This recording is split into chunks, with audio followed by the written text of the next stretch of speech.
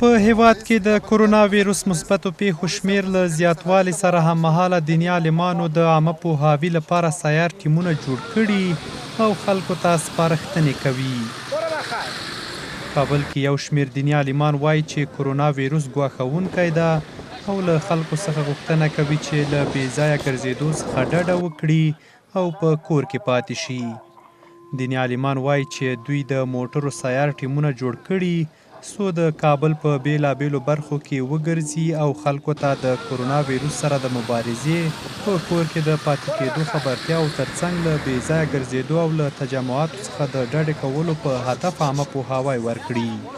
امروز به خاطر مسئول ماندن ملت علما و اطباء دکتر و طبیب با هم جمع شدن که یک کمپاین آگاهی دهی سیار را اینا راه اندازی بکنند. یک تیم سیاری از دکتر و عالم را جهت شارگردی و اعلام از این برنامه و اهمیت قرنطین و حفاظت از وجودشان ای را به کوچه ها و به آوازشان برسانیم. در هر دول تجمعات څخه که هغه د مساجد دي که هغه د خوښۍ مراسم دي د هغو څخه جلوګیري وسي او کوشش وسي چې خلک په قرنطین کې پاتې سي. په ورته مهال د کورنیو چارو وزارت بیا له کابل سره د ولایتونو پر مخ د تګ راتګ د منع کېدو خبر ورکوي او زیاتوي چې د کرونا ویروس د مخنیوي لپاره د کابل 4 دروازې د موټرو پر مخ تړل شوي دي.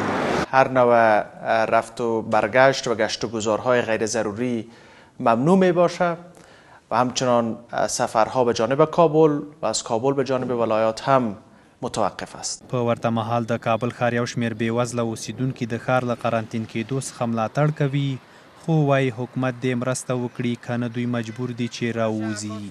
دوی وایي چې د حکومت له لوري په سمه توګه مرستې نه ویشل کیږي او دوی دې ته مجبور شوي څو له کورونو څخه راووځي او نفقه پیدا کړي.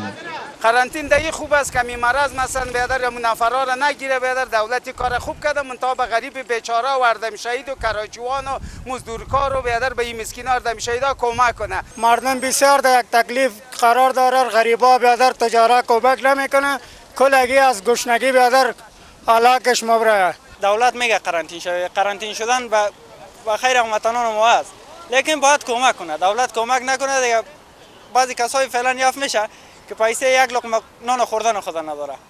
کابل کې دیني عالمان په داسې حال کې د کرونا ویروس په اړه خلکو ته عامه پوهاوی ورکوي چې افغان حکومت هم خلکو ته د کوویډ 19 ناروغۍ په اړه د عامه پوهاوي په هدف 22 میلیونه افغانۍ لګولي دي.